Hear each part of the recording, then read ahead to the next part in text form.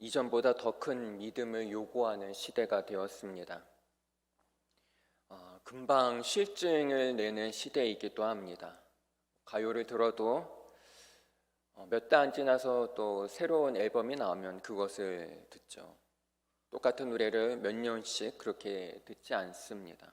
그리고 많은 사람들이 핸드폰도 약정이 끝나면은 바로 또 새로운 핸드폰으로 바꾸기도 합니다.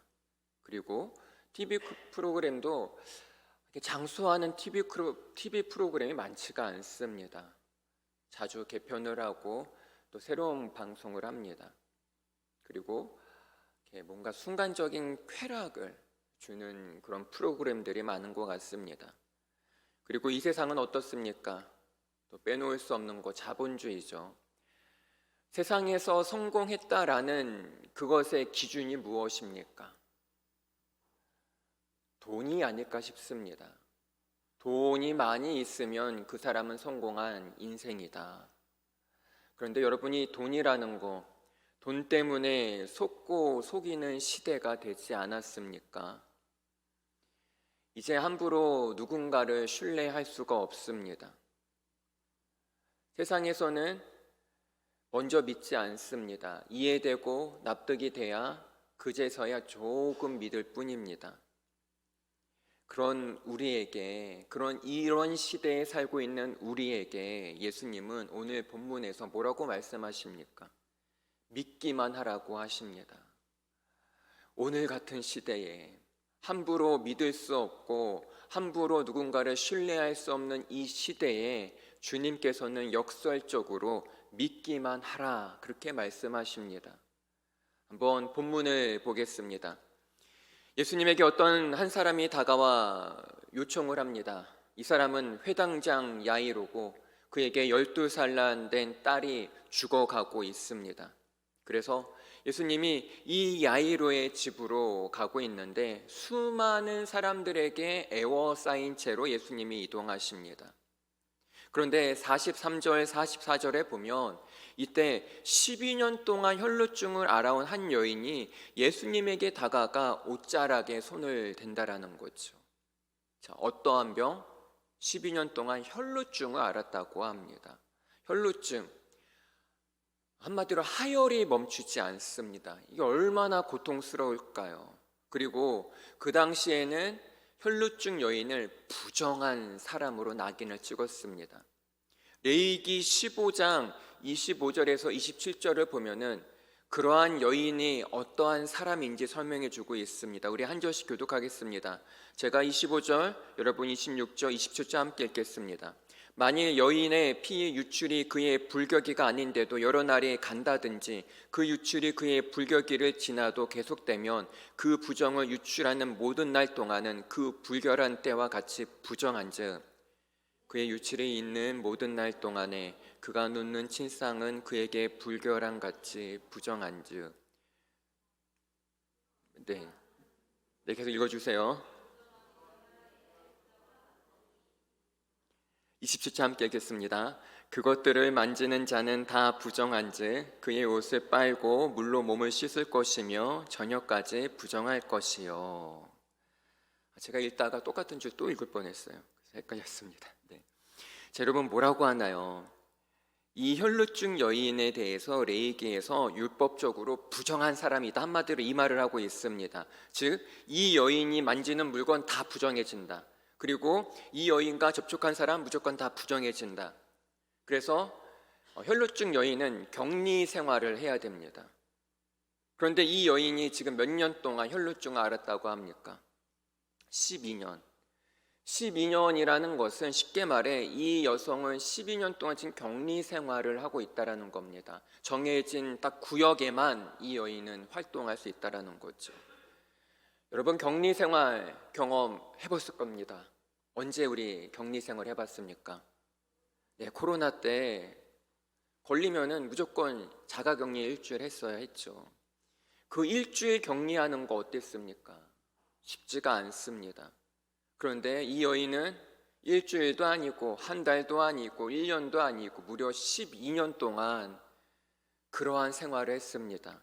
12년 동안 죽을 고비를 넘겼습니다. 12년 동안 10년이나 넘는 그 시간 동안 부정한 사람으로 낙인 찍혀서 온갖 수치와 멸시를 겪어야 했고 10년 넘는 그 시간 동안 투병 생활을 하고 몸과 마음은 지치고 연약해졌습니다. 그런데 이 여인이 어떻게 합니까? 사람들 틈으로 들어가 예수님의 옷자락을 만집니다. 여러분, 이 여인이 정말 목숨을 걸고 하는 겁니다. 이게 있잖아요. 정해진 구역에만 있다고. 그런데 사람들 속으로 들어가는 것 자체가 이 여인을 지금 벌써 위법한 거고 지금 부정을 저지른 겁니다. 왜냐하면은 그 사람들 틈으로 들어갔다는 건 뭐예요? 이 여인과 접촉한 사람은 율법상 하루 동안은 부정해집니다. 오늘 말로 치면 하루 동안 자가격리 대상이 되는 거예요. 이 한 여인 때문에 수많은 사람들이 그렇게 된다라는 거죠. 유대 사회에서는 부정과 정결은 사회를 유지하는 기준입니다. 유대인에게 거룩은 정체성의 기준이에요. 그러나 치유의 방법을 눈앞에 두고 물러나기에는 이 여인이 그동안 겪은 고통과 수치가 너무나 컸습니다. 그래서 이 여인은 부정함을 무릅쓰고 율법을 어김을 무릅쓰고 예수님에게 다가가 옷자락을 만졌고 어떻게 됐습니까? 즉시 치유가 일어났습니다. 여인은 부정하게 하는 피를 흘리고 있습니다. 그런데 반대로 예수님에게는 정결하게 치유하는 능력, 두나미스가 흐르고 있습니다. 이때 예수님이 자신의 능력, 그 두나미스, 그것이 나간 것을 아십니다. 45절, 46절 말씀입니다. 우리 함께 읽겠습니다. 예수께서 이르시되 내게 손을 댄 자가 누구냐 하시니 다 아니라 할 때 베드로가 이르되 주여 무리가 밀려들어 미나이다. 예수께서 이르시되 내게 손을 댄 자가 있도다. 이는 내게서 능력이 나간 줄 알미로다 하신대. 예수님의 능력이 나오면 부정함을 정결하게 하십니다. 예수님의 능력은 모든 것을 압도하고 단번에 변화시키고 치유하는 놀라운 능력이 있으십니다. 예수님이 그 여인을 어떻게 합니까? 율법을 어긴 그 여인을 정죄하십니까? 48절입니다. 예수께서 이르시되 딸아 내 믿음이 너를 구원하였으니 평안히 가라. 여러분, 우리는 이 사건을 통해 믿음이 무엇인지 발견할 수 있습니다. 믿음으로 여인은 병을 치유받고 정결하게 되었습니다. 율법적으로 보면 부정한 여인이 예수님의 옷자락에 손을 댔어요. 그러면 예수님은 율법상 어떻게 됩니까? 예수님은 부정하게 됩니다. 그래서 예수님은 일정 기간 정결 의식을 치러야 되고 여인은 징계를 받게 됩니다. 그러나 예수님은 그 여인의 행위를 위법이 아닌 능력을 얻게 된 통로로 보십니다. 이 누가복음의 저자 누가가 사도행전을 지었죠. 누가복음과 사도행전에서 믿음을 피스티스라고 합니다. 피스티스. 이 피스티스는 자신의 힘으로 자신의 능력으로 해결할 수 없어서 다른 존재에게 의존하는 것을 피스티스라고 합니다. 즉 뭐예요, 여러분? 믿음은 구체적인 행위로 표현하는 겁니다. 구체적인 행위를 이 여인은 어떻게 표현했습니까? 무리를 지나가서 예수님의 옷자락에 손을 댐으로 믿음을 표현했습니다. 믿음은 단순히 믿습니다 그렇게 될 줄 믿습니다 100번 한다고 믿음이 생길까요? 여인의 믿음은 부정과 정결의 경계를 뛰어넘어 예수님의 옷자락에 손을 대는 행위의 믿음이었습니다. 야고보서 2장 26절 말씀입니다. 우리 함께 읽겠습니다. 영혼 없는 몸이 죽은 것 같이 행함이 없는 믿음은 죽은 것이니라. 기도할 때 믿습니다 한 후 삶 속으로 들어가서 세상으로 들어가서 한숨 쉬고 걱정하고 불안하면 이거는 믿음이 아니라는 거죠. 기도했다면 상황이 어려워도 예수님이 기도를 들어주셔서 응답된 것처럼 살아야 합니다. 눈에 보이고 납득이 가는 상황에서 믿는 것은 그건 믿음이 아니에요. 누구나 다 할 수 있는 겁니다. 믿음은 이해되지 않아도 납득이 가지 않아도 예수님을 믿고 신뢰하는 것, 그것이 믿음입니다.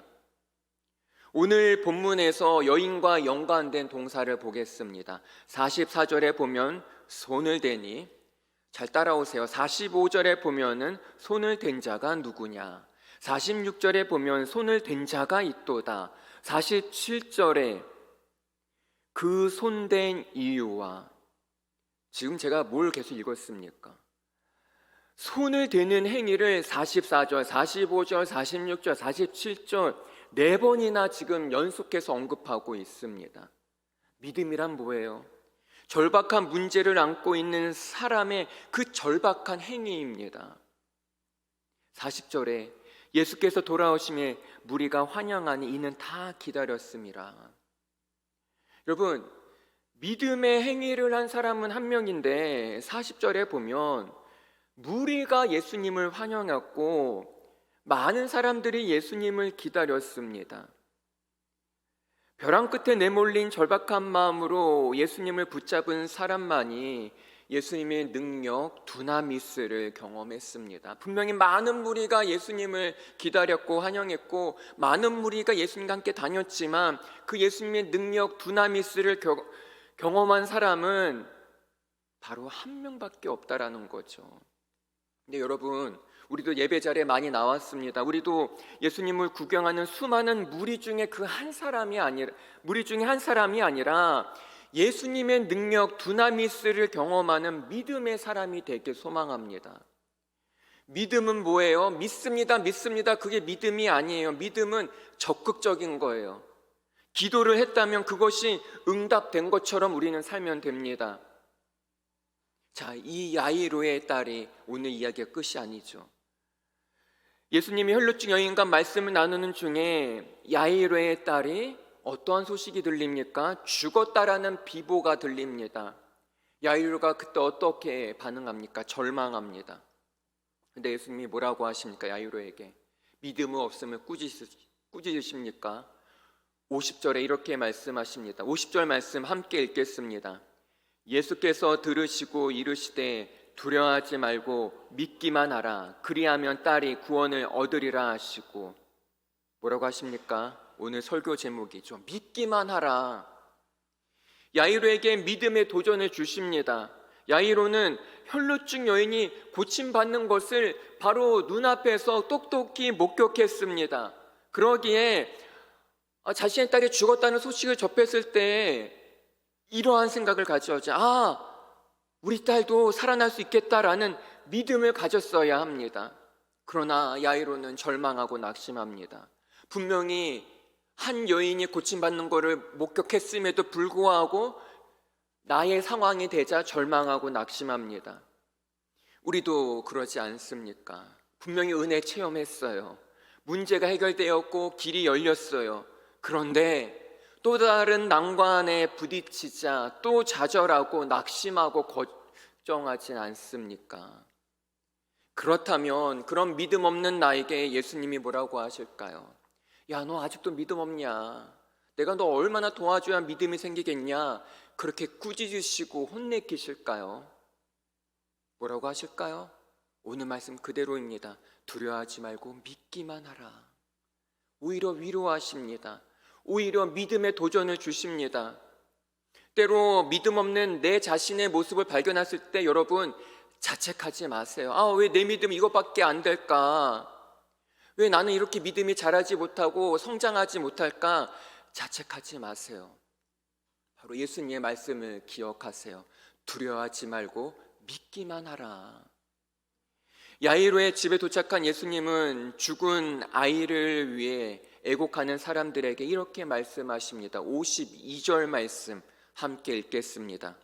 모든 사람이 아이를 위하여 울며 통곡하매 예수께서 이르시되 울지 말라. 죽은 것이 아니라 잔다 하시니, 예수님에게 죽은 이 아이는 죽은 것으로 보이지 않습니다. 마치 그 앞의 사건, 부정한 여인이 정결하게 된 것처럼 이 아이 또한 건강하게 살아있으며 곤히 잠든 것으로 말씀하십니다. 이곳이 믿음입니다. 이제 예수님은 아이의 손을 잡고 말씀하십니다. 54절 말씀 함께 읽겠습니다.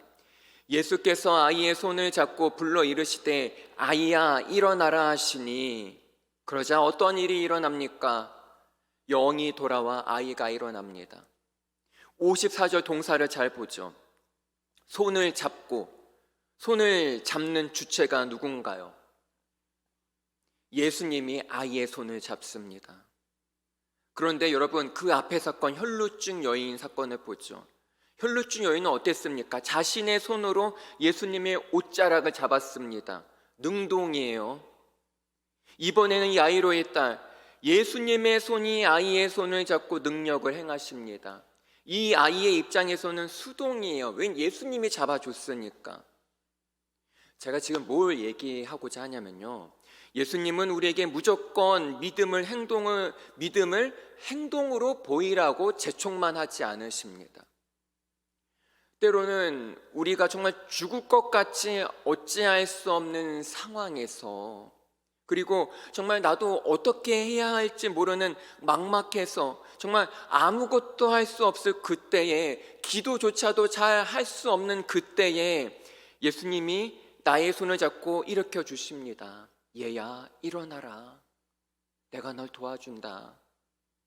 혈루증 여인처럼 아이는 예수님의 능력, 그 두나미스로 생명을 얻게 되었습니다. 오늘 본문에서 믿음은 두 가지로 말할 수 있습니다. 첫 번째, 능동적, 적극적 믿음입니다. 누군가요? 혈루증 여인이죠. 단순히 마음속으로만 믿은 거 아니에요. 마음속으로만 갈망한 것이 아니라 그것을 이루기 위해 적극적으로 사람들 틈으로 들어가서 예수님께 매달렸습니다.